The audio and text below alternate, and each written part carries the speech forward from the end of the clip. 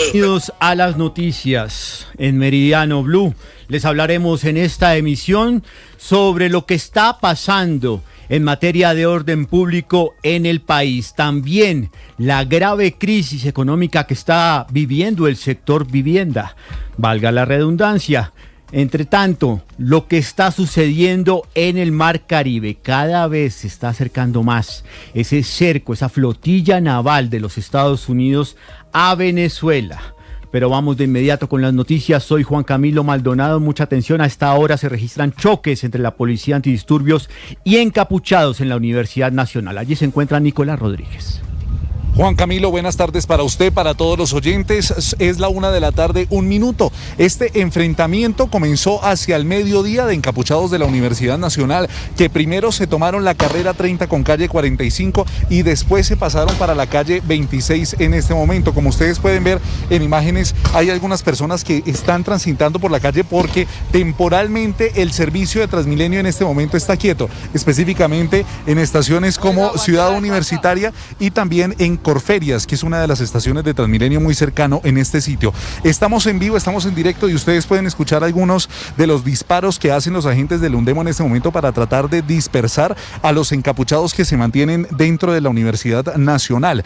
Cabe resaltar, Juan Camilo, eso sí, que hace algunos segundos tomaron algo de calma, permitieron el paso vehicular un poco más fluido, pero en este momento hay agentes de tránsito sobre la 26 cerca a Corferias y también llegando a la 45, que es un punto álgido en este momento. A la hora también se reporta por lo menos una estación, un paradero del Sistema Integrado de Transporte del SITP vandalizado, pero no se reportan en este momento heridos de gravedad o algunos heridos en estas confrontaciones que comienzan ya desde las 12 del mediodía y ya estarían enterando o completándose 2 horas. Nicolás, me pareció ver que le pegaron, lo agredieron. No, señor. Vino un muchacho que tiene una carreta aquí sobre la 26. Vino, digamos que a tratar de salir en cámara a saludar a los que estábamos conectados en vivo. Pero eso sí también, Juan Camilo, por la pregunta, también hay agentes del ESMAD sobre el separador que tratan de impedir que algunas personas traten de pasarse sobre la calle 26 a la entrada principal. En este momento hay 2 grupos de encapuchados y también 2 grupos del ESMAD. Ustedes escuchan los disparos que hacen. Lo escuchó muy cerca, sí, Nicolás, por no. Resguárdese porque estoy escuchando. ¿Esos son las papabombas o son los lanzamientos de gas de la policía?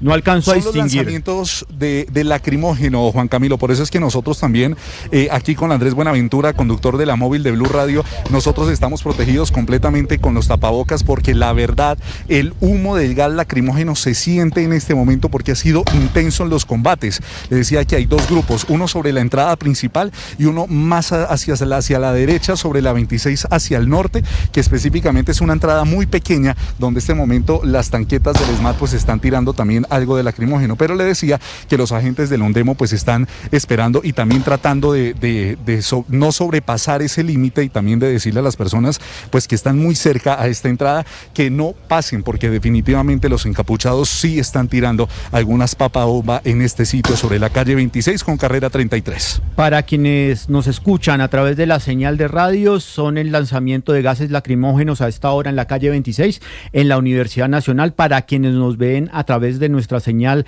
de YouTube, pues ven la situación que se está presentando en estos momentos en la sede de la Universidad Nacional en Bogotá. Vamos ahora a la Universidad de Antioquia. Una situación similar se presenta con alteraciones de orden público en estos momentos. Héctor David Santamaría. Don Juan Camilo, buenas tardes. Varias detonaciones se han escuchado dentro de la universidad y desde allí hacia la calle Barranquilla, por lo que se encuentra cerrada en ambos carriles. Esto por parte de encapuchados que se hacen llamar brigada clandestina desde las aulas al combate, donde además del altercado de orden público han repartido volantes revolucionarios. Allí se tenían previsto, Juan Camilo, algunos grados y actividades con niños, por lo que en las últimas horas se dio la orden de evacuación del campus universitario. Ante esta situación se acaba de referir el alcalde de Medellín, Federico Gutiérrez. Unos pichones de guerrilleros, o inclusive muchos de ellos ya reclutados por estructuras criminales, queriendo generar caos. Esto no puede seguir siendo. Ellos tiran papas bombas y nosotros respondemos simplemente con chorros de agua. Aquí tienen que haber ya captura. Mientras que hacen presencia miembros ya de la Policía Metropolitana, el servicio de buses de MetroPlus tuvo que modificar, Juan Camilo, el recorrido debido a estos cierres, pero además el trancón es monumental para quienes se dirigen a la zona norte del área metropolitana. ¿Por qué? Porque conecta la autopista Medellín-Bogotá, además a los Santanderes y la costa Caribe, Juan Camilo. Seguiremos atentos también a esta situación que se presenta entonces en la Universidad de Antioquia. 2 protestas simultáneas, Universidad de Antioquia y Universidad Nacional en Bogotá. Cambiamos de tema, sigue siendo tensa la situación de orden público en el país. Una comisión humanitaria busca en estos momentos concretar la liberación de los 33 militares secuestrados por las disidencias de las FARC en el retorno en el departamento del Guaviare. Un secuestro que completa más de 95 horas. Felipe García.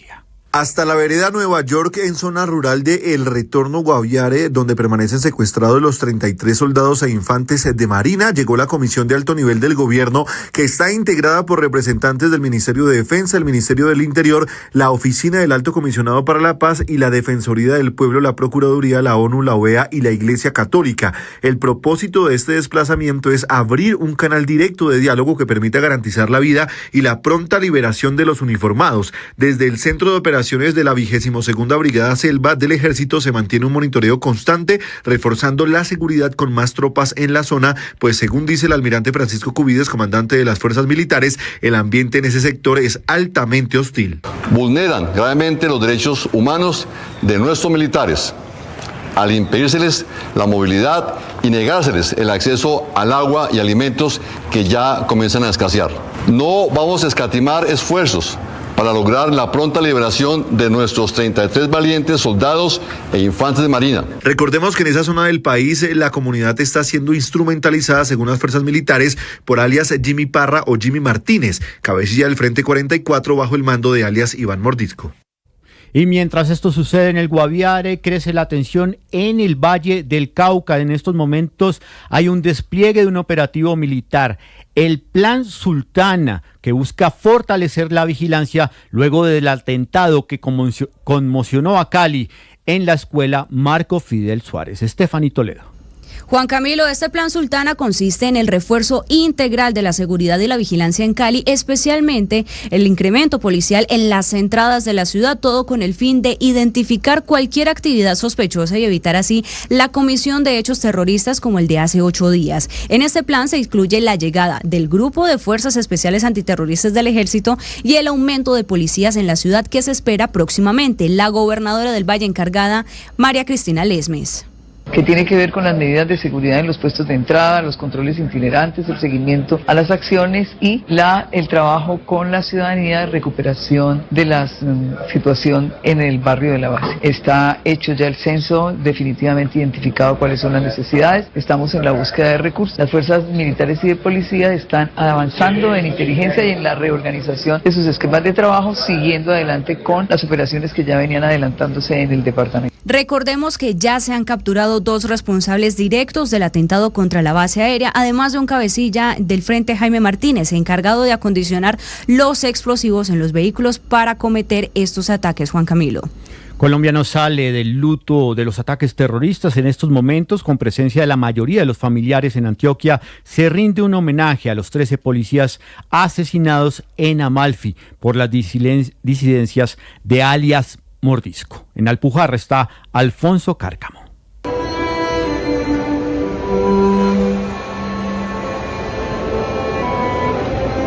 En medio del día de duelo que decretó la gobernación, un homenaje aquí en las instalaciones de la gobernación a los 13 policías asesinados en el municipio de Amalfi, nordeste del departamento antioqueño. Esas fueron las palabras del gobernador, que pidió unión en el país y luchar por la seguridad. Dios recibió a los suyos con los brazos abiertos, con generosidad y bondad los acogió. A él le pedimos que les permita a ustedes, queridas familias, tener sosiego. A los hijos de los uniformados caídos, quiero decirles que sus papás son ejemplo, que sus papás estarán siempre con ustedes. En medio del homenaje, los familiares de los uniformados reclamaron por la lentitud en la atención de la emergencia y también por el descuido a la fuerza pública. 1:10 p.m, una aeronave ambulancia aterrizó de emergencia en la pista 16 del aeropuerto de Cúcuta. El reporte lo tiene Richard Quiñones. Hola, ¿qué tal? Así es, una situación muy compleja que se registró en el Aeropuerto Internacional Camilo Daza, donde se vio una emergencia aérea tras un aterrizaje forzoso de la aeronave ambulancia procedente de Saravena, Arauca, que pues el tren Nariz no desplegó y la avioneta terminó bloqueando la pista número 16. Pese a este incidente, la tripulación y el paciente se encuentran bien, resultaron ilesos y este último fue remitido de inmediato a una clínica privada de la capital norte santandereana para recibir atención médica especializada. Las operaciones aéreas no se han detenido, los vuelos continúan por la pista 0321, mientras las autoridades aeroportuarias trabajan en la remoción de la aeronave para restablecer la normalidad del tráfico aéreo. Richard, obviamente seguiremos atentos al desarrollo de esta emergencia. Me acompaña en la presentación de noticias Marcela Peña. Marcela, ¿le sobran entre 1 millón de pesos y 3.600.000? No, por supuesto que no me sobran. ¿No le sobran? No, ¿por qué? Eso es lo que costará la boleta del Estéreo Picnic. Ok. Le iba a decir, pues, por si de pronto quería asistir. Pues no me están sobrando, pero hay un par de personas que me interesan. Voy a pensar. Ahorre, vaya ahorrando. Ya en instantes les tendremos el informe, todo el cartel del Estéreo Picnic. Entre tanto, pues vamos con información internacional porque crece el rechazo por el ataque ruso con misiles y drones que mató 18 personas, entre ellas 3 menores de edad en Ucrania. Nos informa en Europa Enrique Rodríguez. La cada vez más lejana voluntad de paz y diálogo de Rusia se puede cuantificar esta mañana en los 598 drones que ha lanzado contra la capital ucraniana. Los ataques han afectado a varios edificios de viviendas, un jardín de infancia, la sede del British Council y las oficinas locales de la Unión Europea. Por eso, el primer ministro británico ha ofrecido su solidaridad a las víctimas en redes sociales, mientras que la presidenta de la Comisión Europea, Ursula von der Leyen, en una comparecencia sin preguntas, ha señalado que Europa mantendrá la máxima presión sobre Rusia con más sanciones. And this is another grim reminder of what is at stake. Para luego añadir que este es otro sombrío recordatorio de lo que está en juego. A la condena se han sumado líderes europeos como Pedro Sánchez o el francés Emmanuel Macron. Desde Rusia, en primera instancia, se ha confirmado el ataque, para luego insistir desde las voces autorizadas del Kremlin que Moscú sigue interesada en las negociaciones de paz con Ucrania, pero que continuarán atacando al país vecino mientras no se alcancen sus objetivos. Lo que pasa en Gaza desafía la humanidad más básica, es lo que acaba de declarar el secretario de Naciones Unidas, Sebastián Martinelli. El secretario general de Naciones Unidas, Antonio Guterres, se refirió a los problemas humanitarios que ha dejado la guerra entre Israel y Hamás dentro de la población de Gaza. Guterres asegura que las consecuencias humanitarias que ha producido este conflicto son el resultado de decisiones deliberadas que desafían la humanidad más básica, teniendo en cuenta que Israel, como potencia ocupante, tiene obligaciones claras. El secretario manifestó que se necesita un alto al fuego inmediato y permanente, donde los rehenes deben ser liberados de manera inmediata y el trato atroz al que se les ha sometido debe cesar. Hostages taken by Hamas and other groups must be released and the atrocious treatment they have been forced to endure must stop. Civilians must be protected. Adicionalmente, Guterres también señaló que tanto la ONU como también otras organizaciones colaboradoras están haciendo todo lo que pueden, teniendo un alto riesgo personal, pero estos esfuerzos se ven bloqueados, retrasados o denegados por las trabas que pone Israel sobre estas ayudas humanitarias. Por esto, la reiteración del secretario de que el conflicto debe terminar, afirmando que se deben terminar las excusas, los obstáculos y las mentiras. Y en deportes, don Octavio Sazo, ¿qué está pasando? Hola Juanca, se sorteó la fase de grupos de la Liga de Campeones de Europa, así que estaremos hablando de eso, la Liga de Campeones que tiene muchísimo movimiento, que va a tener uno de los viajes más particulares de los últimos tiempos en este acontecimiento. También hablaremos de lo que es la Copa Colombia, de lo que han sido los diferentes resultados alrededor del mundo del fútbol y de la selección Colombia. Estaremos pendientes de la convocatoria, de la eliminatoria, de todo lo que hay alrededor de esto, acá en Minutos, con Ricardo Espina también, Richie.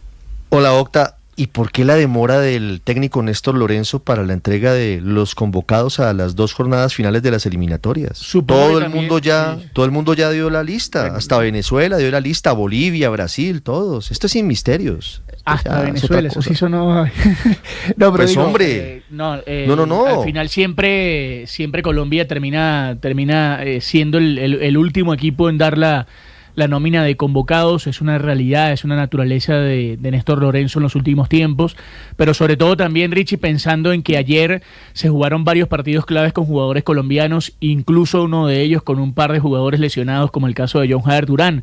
Entonces supongo que estará midiendo ya los últimos detalles en función de eso y sabiendo si se pueden convocar o no a varios de esos jugadores.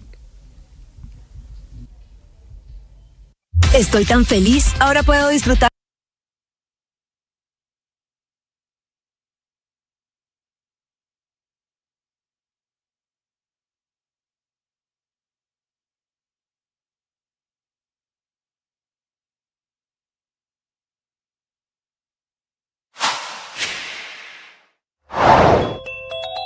Durante varios minutos, la comunidad en la cabecera municipal de Dagua, Valle del Cauca, tuvo que permanecer refugiada en sus viviendas por causa de un nuevo hostigamiento realizado por integrantes del Frente Jaime Martínez de las disidencias de las FARC contra la fuerza pública. Me trae la cédula. Desde la parte montañosa del municipio, en un sector conocido como Tres Cruces, los disidentes dispararon ráfagas de fusil contra la estación de policía. De inmediato, los uniformados iniciaron la reacción respondiendo al fuego. La alcaldesa de este municipio, Caro Villarrejo, confirmó que el ataque no dejó personas afectadas y que a esta hora la situación está controlada, pero el ambiente es de tensa calma. Hostigamiento hacia la estación de policía. El hecho se presenta porque el ejército tiene personal en la zona. Digamos que estos grupos, al ver que los están vigilando, custodiando y tratando de neutralizar, pues se alteran y crean este tipo de situaciones que pues obviamente crean pánico en una comunidad. Hasta ahora ninguna, no tengo ningún tipo de... Blanca, la portavoz del presidente de Estados Unidos, Donald Trump, de nuevo un mensaje fuerte en contra de la dictadura de Nicolás Maduro. Dijo la portavoz que ella no se puede anticipar a lo que diga el presidente sobre medidas militares, pero sí dijo que hay que perseguir al capo del cartel de los soles. Desde Washington, Juan Camilo Merlano. Ricardo, es una respuesta que nos da la portavoz de la Casa Blanca, Caroline Leavitt, en conferencia de prensa hace algunos minutos, refiriéndose nuevamente al despliegue militar en Venezuela y si el presidente Donald Trump está pensando en lanzar ataques militares en contra de instalaciones o bases militares en territorio venezolano. Behind you, Andrew. Go ahead. Oh, thank you, Caroline. The military deployment that President Trump has sent to the Caribbean Sea close to the shores with Venezuela is massive. It's much more that is needed to simply counter narcotics operations. Is President Trump considering launching military strikes to military installments or facilities in Venezuelan soil? I won't get ahead of the president with respect to any military action or questions about that ever. But what I will tell you is that many Caribbean nations and many nations in the region have applauded the administration's counter-drug operations and efforts, and the president is prepared to use every element of American power to stop drugs from flooding into our country and to bring those responsible to justice. And as I've said from this podium before, the Maduro regime is not the legitimate government of Venezuela. It is a narco-terror cartel. Maduro is not a legitimate president. He is a fugitive head of this drug cartel. He has been indicted in the United States for trafficking drugs into our country, and it is the utmost responsibility of this president and this administration to prevent the illicit flow of drugs into our country and to protect citizens from those deadly poisons. Reagan. No me adelantaré al presidente con respecto a cualquier acción militar o cuestión sobre eso nunca. Lo que sí te diré es que muchas naciones en el Caribe han aplaudido la operación contra las drogas de la administración y el presidente está preparado para usar cada elemento del poder estadounidense para detener las drogas que inundan nuestro país y traer a los responsables ante la justicia. Y como ya he dicho antes, el régimen de Maduro no es el gobierno legítimo de Venezuela. Es un cartel narcoterrorista. Maduro no es el presidente legítimo. Él es el cabecilla fugitivo de este cartel que ha sido imputado en los Estados Unidos, nos aseguró la portavoz Leavitt. Juan Camilo, gracias. Y mientras tanto, en Venezuela, el régimen de Nicolás Maduro se prepara para continuar el alistamiento de milicianos para lo que ellos llaman defender la patria de amenazas y agresiones de Washington, según la denuncia de Caracas, que está acusando al gobierno de los Estados Unidos del despliegue de un submarino nuclear de ataque rápido. Vamos a Caracas con Santiago Martínez. Hola, sí, ni asustados ni con miedo. Eso dice el alto mando militar sobre las acciones que ejecuta la administración Trump en el Mar Caribe con la movilización de los buques de guerra, cuyas primeras imágenes, por cierto, se conocieron en las últimas horas tras una publicación del Pentágono. Insistió el ministro de Defensa, Vladimir Palino López, que en la Fuerza Armada venezolana no hay espacio para el miedo, frente a lo que señala él como una nueva agresión de Estados Unidos. De hecho, los acusó también de fabricar una mentira, de imponer un relato criminal y posicionarlo en todo el mundo. Pero no faltará alguien que empiece a decir: están asustados, aquí no hay espacio para el miedo, pero sí nos hemos propuesto informarle al pueblo de Venezuela con mucha más contundencia lo que estamos haciendo para combatir todo eso. Por su parte, decía el número 2 del chavismo, Diosdado Cabello, que el gobierno enfrentará lo que venga, que no subestiman nada, que siempre se preparan para lo peor, pero aclarando que la oposición en Venezuela ilusiona a sus seguidores con que algo pasará. Mañana, y no llegan, ¿dónde están? Nosotros no tomamos eso nada a juego. Ninguna amenaza al imperialismo la tomamos a juego. Muy serio, porque están engañando a su gente otra vez los están engañando. Una vez más. Por cierto, el gobierno confirmó que para este fin de semana aumentarán los puntos de registro para el alistamiento de milicianos. Serán más de 1,000 lugares donde los voluntarios podrán registrarse para luego, en el corto o mediano plazo, recibir entrenamiento militar y pasar a formar parte de ese cuerpo combatiente. Santiago, y en Bogotá habló con Noticias Caracol hace algunos minutos la canciller Rosa Villavicencio. Ella dice que luego de conversaciones con el embajador en Bogotá, John McNamara, y con congresistas estadounidenses, descartan la posibilidad de que Estados Unidos, con este despliegue en el Mar Caribe, esté preparando una intervención militar en el vecino país. Catherine Ávila. La canciller Rosa Villavicencio se refirió a la relación del gobierno colombiano con el régimen de Nicolás Maduro y las tensiones que ha generado el despliegue militar de Estados Unidos en el Mar Caribe. Insistió en resolver las diferencias vía diplomática y aseguró que esa presencia militar tiene que ver con operaciones contra el crimen internacional y no con una invasión al vecino país. Nuestra posición no ha cambiado, las elecciones están cuestionadas y nosotros las cuestionamos, pero nosotros no vamos a hacer una injerencia de ningún tipo en un país que tiene su soberanía. Si su pueblo no ha podido por el medio, digamos, democrático, será él el que decida finalmente si él se mantiene o no. Nosotros lo que tenemos son relaciones de Estado para procurar precisamente mantener las relaciones de tipo comercial que benefician a nuestras poblaciones, a nuestros productores. El presidente Gustavo Petro ha dejado claro que no ve con buenos ojos una posible intervención en Venezuela. En un consejo de ministros reveló que a través de voceros hizo llegar su postura al gobierno Trump. El mandatario dijo que los gringos están en la olla si piensan que invadiendo Venezuela resuelven el problema, y con eso meten a Venezuela en el caso de Siria, solo que con el problema de que arrastran a Colombia. En tu éxito, mete.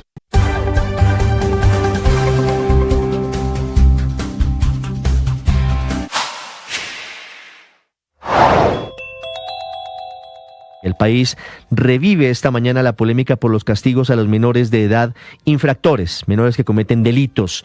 El juzgado que adelantó la última actuación bajo el sistema de responsabilidad penal para adolescentes sancionó con 7 años de privación de la libertad en un centro de reclusión para menores a alias Tians, el menor de 15 años, el menor sicario que mató al senador y precandidato presidencial Miguel Uribe Turbay, luego del atentado del pasado 7 de junio en el barrio El Golfito. Esto traducido quiere decir que el asesino de Miguel Uribe pagará apenas 7 años de prisión como castigo. La pena máxima podría haber sido de 8 años, pero estará privado de la libertad durante 7 años. El descuento proviene porque aceptó cargo. Una historia dolorosa, terrible, la de la familia Martínez Canro. Habían viajado a el archipiélago de San Andrés para celebrar el Día del Padre y encontraron la muerte. Papá, mamá y un niño, su hijo de 4 años de edad. La conclusión a la que ha llegado Medicina Legal es que murieron intoxicados por haber inhalado fosfina, un compuesto, un químico que está presente en los plaguicidas. Aparentemente aquí hay una gran responsabilidad del hotel, que no los quiso cambiar de habitación a pesar de que ellos lo habían advertido. Nicolás Rojas. Medicina Legal entregó la necropsia que dio un dato contundente y fue que Viviana Canro, su esposo Nelson Martínez y su hijo de 4 años fallecieron por intoxicación por fosfina, que es un químico altamente letal, mientras dormían en un hotel en San Andrés. Así lo confesó Orlando Canro, padre de Viviana, a Laura Hincapié de Séptimo Día. Este resultado está intoxicación exógena por fosfina. Yo en mí, que llevo años trabajando en obra civil, en químicos, de lo que yo sé, nunca había escuchado este químico, nunca había escuchado nada de esta vaina. Según Orlando Canro, en la fiscalía le explicaron que el químico pasó a la habitación de sus familiares mientras fumigaban el hotel. ¿Qué era? Esto es hicieron una fumigación, algo así que dicen ellos, ¿no? Supuestamente ellos, que algo sobre fumigación. ¿Qué hicieron allí en esa habitación? Exacto, que hicieron una fumigación en el 405 y que se pasó a la otra habitación. Esa fue la causa de la muerte. Eso es lo que nos dictan, nos dicen a nosotros. Mientras tanto, él seguirá buscando justicia y que paguen los responsables por la muerte de sus 3 familiares. Nicolás, gracias. Y es que los allegados a la familia están pidiendo que no cesen las investigaciones contra el Hotel Portobelo de San Andrés, donde se estaba alojando la familia Canro, y que se involucre también a otras empresas que podrían estar relacionadas con el caso Vanessa.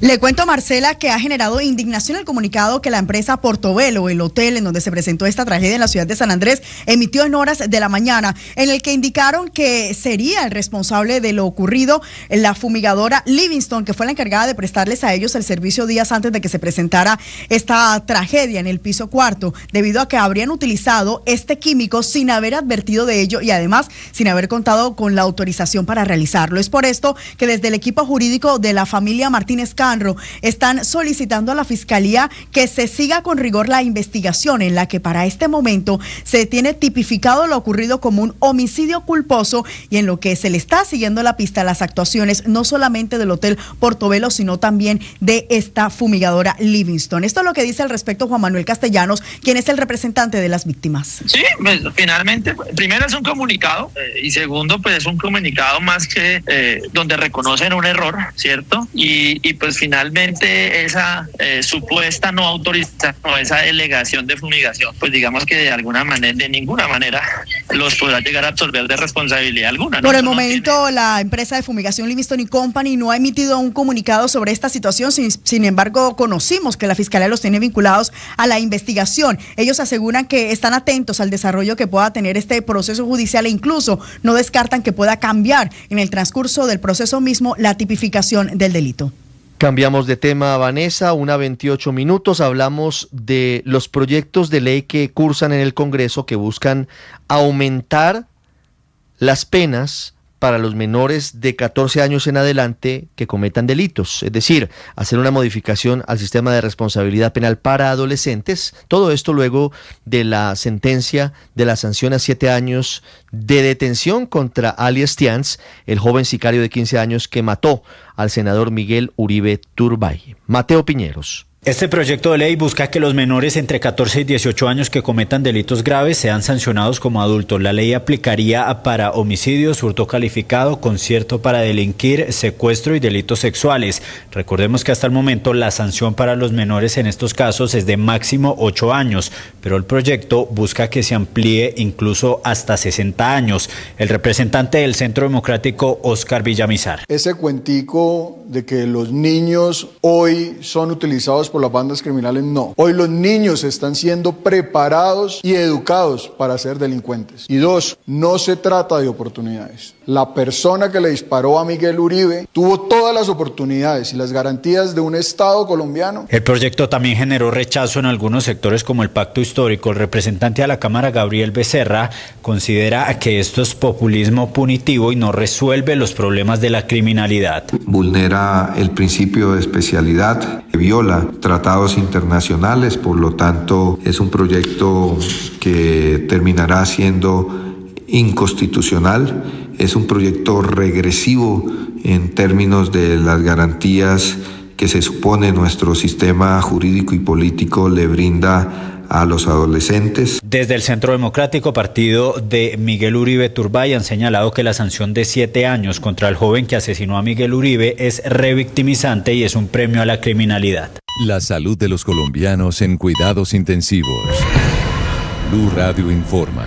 Y en cuidados intensivos está también la salud de los maestros en el país. Ha pasado año y medio desde que el gobierno nacional prometió un nuevo sistema de atención para ellos que atendiera a sus necesidades y a sus expectativas, pero el balance es negativo. Desde el propio gobierno están diciendo que el FOMAC, que es el Fondo de las Prestaciones Sociales del Magisterio, no está haciendo lo que le corresponde y según el ministro de Educación son enormes las dificultades. Nicole Buitrago, ¿qué dicen desde el FOMAC?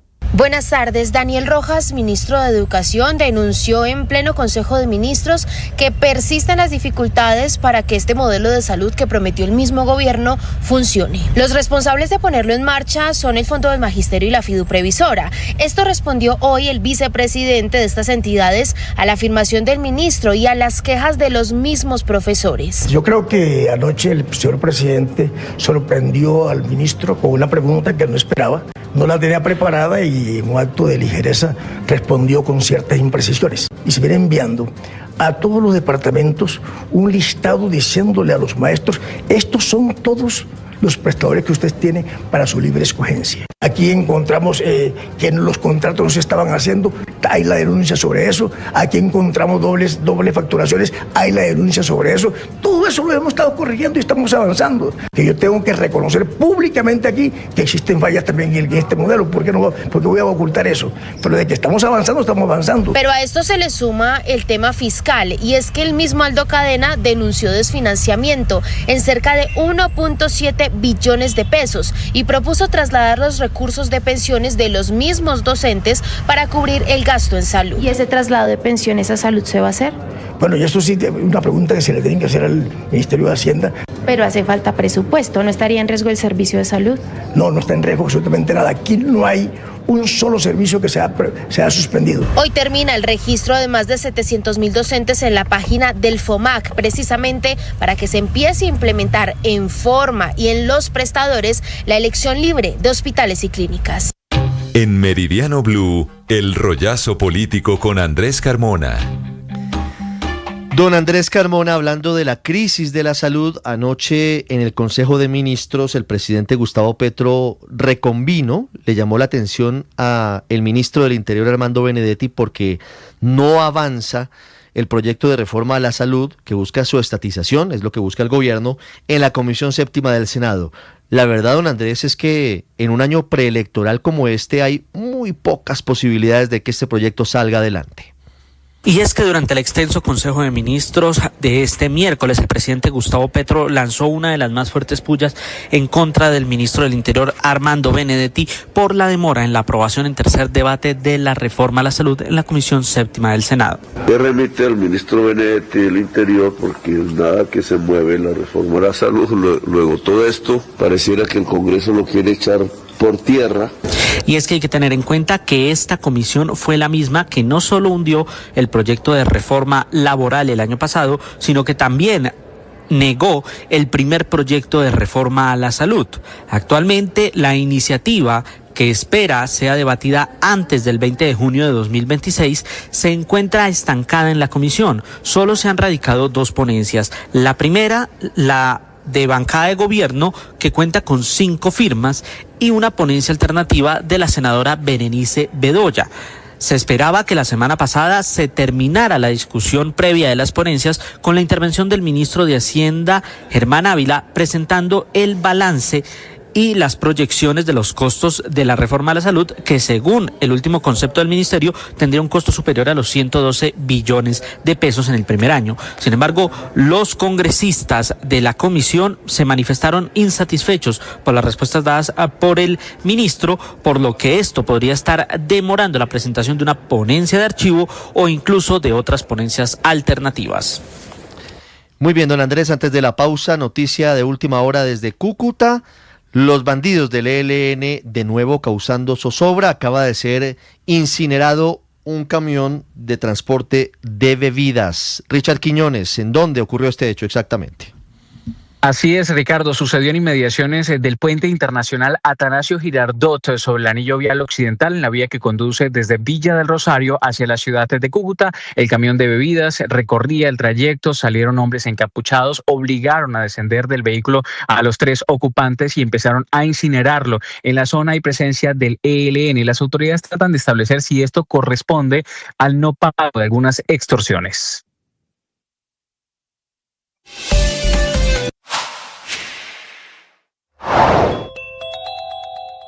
7 años de un máximo de 8 años de sanción que permite la Ley de Infancia y Adolescencia fue el castigo que le impusieron a Tians. Fue el primer capturado y por ahora es el primer y único condenado por el magnicidio de Miguel Uribe Turbay. Aunque el joven sicario está hoy bajo protección de la Fiscalía en el búnker, esta sanción deberá cumplirse en un centro de reclusión especial administrado por el ICBF, que en ningún caso será prisión o cárcel física.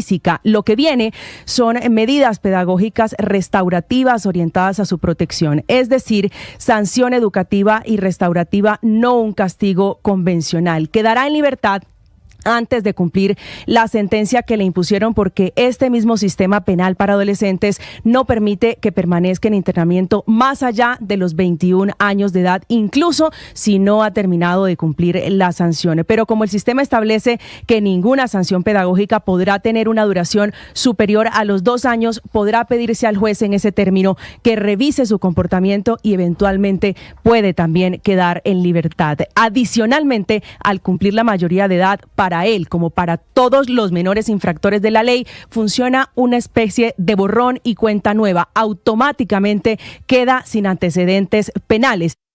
Para ser felices, necesitamos afirmarnos a nosotros mismos, conocernos, aceptarnos y amarnos. Tener claro cuál es nuestro propósito de vida, vivir desde él. Buscar que nuestras decisiones, nuestras acciones estén alineadas con ese propósito. Sé tú mismo. Sé la mejor mujer, el mejor hombre, pero desde tu realidad, desde tu autenticidad. No tienes que usar máscaras. No tienes que tratar de agradar a nadie. No tienes que vivir cumpliendo expectativas de otro. A veces, decepcionarlos es una afirmación de uno mismo, porque sabemos las razones, los valores que nos mueven. Oye, afírmate, sea genuina, sea auténtico. Tú sabes. Teniendo en cuenta el proyecto que busca modificar la edad de responsabilidad penal, en Mañanas Blue la representante a la Cámara, Carolina Arbeláez, explicó en qué se basaron para tener de referencia la edad de 14 años para que los menores respondan penalmente. Tiene mucho que ver con que pues en Colombia empieza pues como que la edad de jóvenes, de adolescentes a partir de los 14 años. Yo creo que aquí lo que tenemos claramente identificado es que hoy las bandas criminales están reclutando, pues en su mayoría son adolescentes, son menores entre 14 y 18 años. Eso es como, digamos, el común denominador. Y aquí, pues yo creo que lo importante es entender, este menor, es el menor que asesinó y le arrebató la vida a Miguel, estaba entrenado. Es que todo lo pudimos ver y ser testigos de eso. Estaba completamente entrenado, los entrenan, ya son completamente conscientes de lo que están haciendo y pues digamos que un joven a esta edad pues creo que está en completa capacidad de saber cuáles son las consecuencias de sus actos. Entonces sí es muy importante, primero, para quitarle ese incentivo precisamente a las bandas criminales que están reclutando a los jóvenes con este propósito, pero pues además también que un joven que se atreva a empuñar un arma o a cometer un delito entienda que va a pagar como un adulto. Sigan toda esa información en nuestro canal de YouTube. En Blue le ponemos cara a la radio.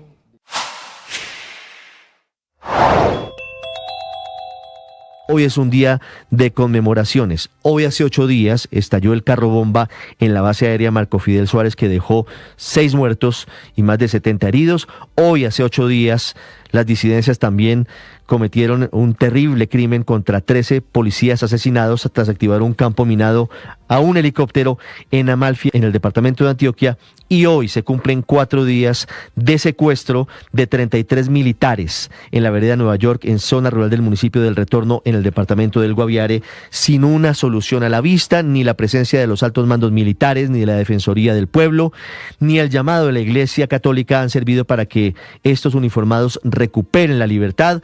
Las autoridades, el Ministerio de Defensa, denunció a estas personas que los mantienen secuestrados por secuestro simple, asonada y obstrucción a la función pública.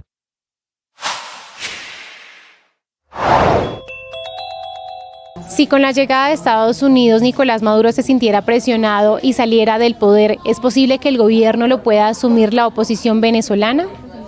A esta pregunta respondió el ex embajador de Estados Unidos en Venezuela, James Story. No sería fácil, para nada, no sería fácil para nada. Mira, nadie recuerda que la CNE, que fue una CNE, entre comillas, equilibrada, de 3 de Maduro y 2 de... Deportes, fútbol, ciclismo, béisbol, baloncesto, automóvil, todos en Meridiano Blue.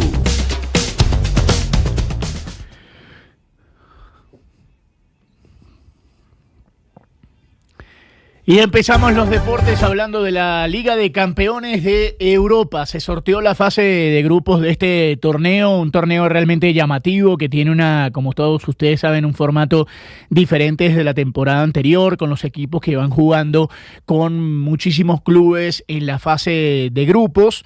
En esta posibilidad o en esta ocasión, a través de esta fase de grupos, vamos a revisar algunos de los equipos más importantes del mundo y vemos en pantalla en nuestro canal de YouTube la forma en cómo está ejecutada esta fase de grupos en el Bombo 1, donde están los equipos grandes, donde está el PSG, el Madrid, el Manchester City, el Bayern Múnich, el Liverpool, Inter, Chelsea, Borussia Dortmund y Barcelona, que son los grupos que establecen esta primera fase. Vamos a revisar, por ejemplo, en el caso del Real Madrid. El Real Madrid va a jugar en esta fase de grupos, imaginen ustedes, nada más y nada menos que con el Manchester City, con el Olympique de Marsella, campeón francés y el único campeón francés, campeón de la Champions, valga la redundancia.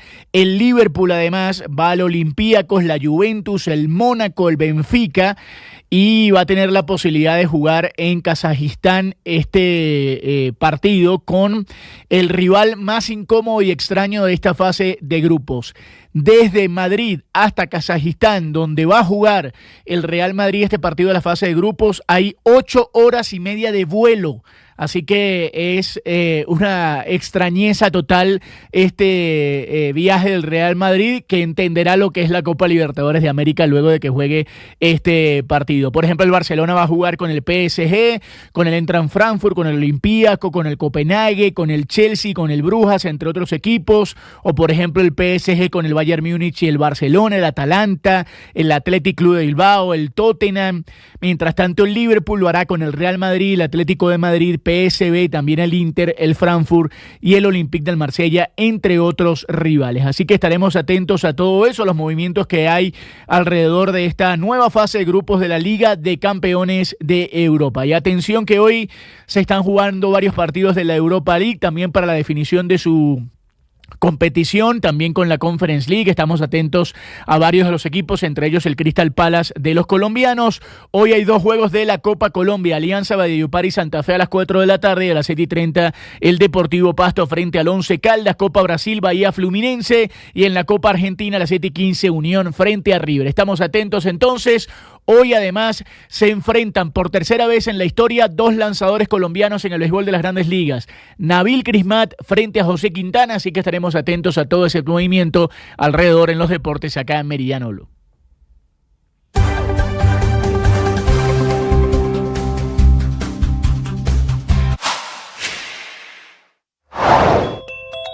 Ministro, en el diálogo con la gobernadora y sin amenazar, pero hay que intervenir el sistema de salud del Chocó, a nivel de puestos de salud. El presidente Gustavo Petro anunció que su gobierno intervendrá el sistema de salud en Chocó para fortalecer los puestos de atención y garantizar la disminución en la mortalidad infantil y materna. En la alocución presidencial, el mandatario también resaltó los resultados obtenidos en La Guajira con el suministro de agua pese al escándalo de corrupción de la UNGD. Aún con el agua en manos del señor De Luque, el éxito del gobierno entrando a las comunidades, previniendo, llevando agua así el señor Olmedo se haya robado una parte, se fue para la cárcel, pero nosotros seguimos usando los camiones llevando agua porque este es el resultado y el porqué.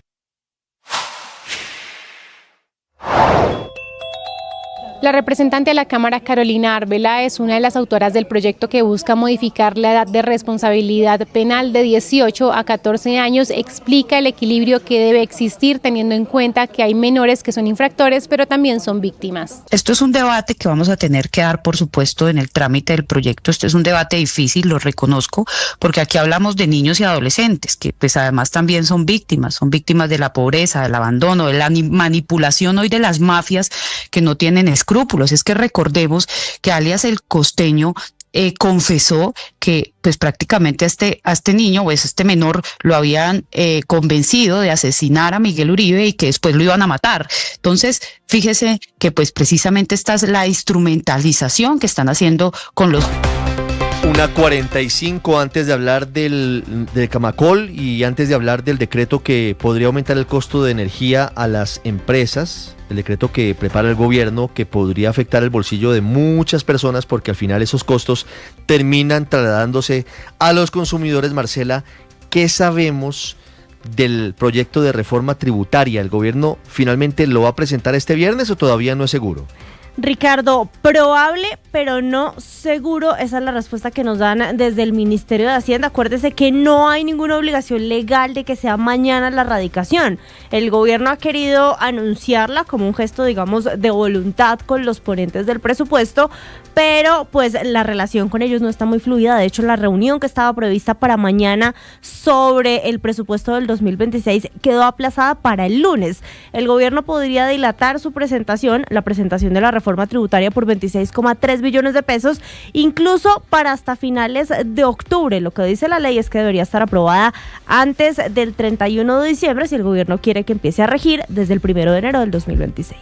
Pues pendientes de esa controvertida reforma tributaria, Marcela, que busca recaudar 26 billones de pesos.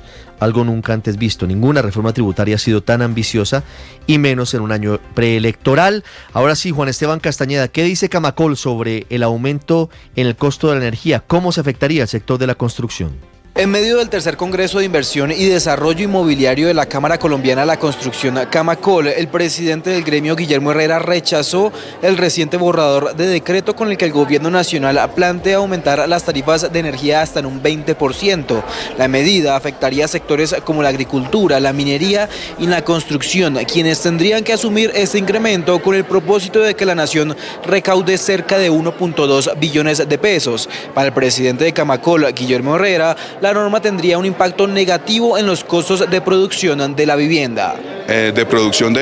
Y que se suma a muchas otras decisiones del gobierno nacional que han venido generando presiones sobre los costos, como los aranceles al acero, que fueron altamente restrictivos de la oferta de la vivienda en el país y que, como vemos, pues cada vez más van sumándole costos sobre costos sobre costos que afectan la calidad y las posibilidades de generar más oferta de vivienda, sobre todo vivienda de interés social en Colombia. El Ejecutivo aseguró que se encuentra trabajando junto con Asobancaria y Asocajas para enfrentar un reto que, como él lo dice, se dio tras 4 años de desprecio al sector por las políticas de vivienda del presidente Gustavo Petro. Bajo este contexto, Camacol asegura que la adquisición de vivienda en el país se ha venido estabilizando con una tendencia a la baja, pues alcanzó la comercialización de 162.000 unidades nuevas en el último año, el mismo nivel que el 2014. Juan Esteban, gracias. Y ya que hablamos de tributaria y de presupuesto, comenzaron los reclamos por falta de recursos para 2026. Uno muy importante es el que hacen los deportistas paralímpicos, que le dicen al gobierno que no hay plata. Mateo Piñeros. A la plenaria de la Cámara llegó un grupo de deportistas paralímpicos con carteles que decían sí al deporte, no al recorte, o el deporte es un derecho y no un privilegio. El reclamo era al gobierno por el recorte presupuestal.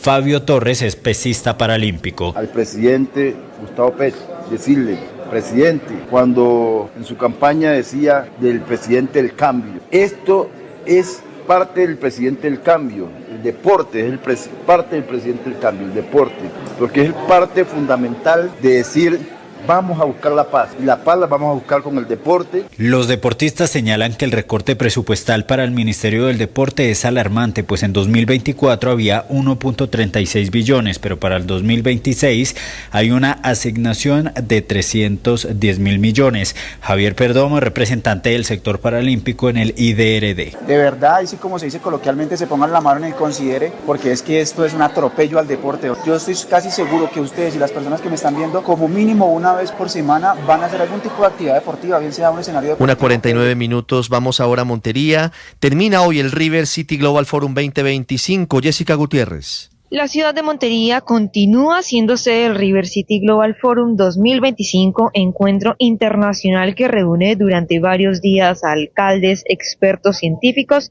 y líderes de distintas regiones del mundo para dialogar sobre cómo los ríos pueden convertirse en motores de integración social, económico y ambiental. Uno de los temas centrales durante este foro es la exploración de las nuevas tecnologías aplicadas a la protección de los ríos y la gestión del recurso hídrico. Sobre este punto, Carlos Correa, exministro de Ambiente de Colombia, destacó que los ríos deben asumirse como elementos fundamentales en la sostenibilidad de las ciudades. Lo que queremos es nuevamente contarle no solamente a los colombianos, sino al planeta entero y a las ciudades la importancia de conservar el recurso hídrico, y no solamente el recurso hídrico, sino de ver cómo los ríos pueden ser los elementos integradores, elementos potentes de integración, de desarrollo social, económico, urbano, todas esas dimensiones de la sostenibilidad. El evento también contó con la participación de Elkin Velázquez, director regional de la ONU para América Latina y Caribe, quien resaltó la experiencia de Montería como un ejemplo regional. Nuestras ciudades se desarrollaron dándole la espalda al río, a los cuerpos de agua, y entonces Montería nos está mostrando un buen camino. Ese es el camino, 1:51, no darle la espalda a los ríos de las ciudades. Hay noticia urgente en Medellín. En el homenaje a los 13 policías asesinados hace una semana en Amalfi, se produce otro hecho de violencia muy cerca del centro administrativo de la capital antioqueña. Héctor, ¿qué pasó? Pues Ricardo, momentos de temor se vivieron en el centro de Medellín, ahí cerca del Alpujarra, donde asesinaron a Juan José Marín Saldarriaga, de 62 años, reconocido ganadero que fue ultimado con varios impactos de arma de fuego. Según advierte la Policía Metropolitana del Valle de Aburrá, tras los disparos el sicario huyó en motocicleta de alto cilindraje y a esta hora es buscado por seguimiento de las cámaras de seguridad en todo el Valle de Aburrá.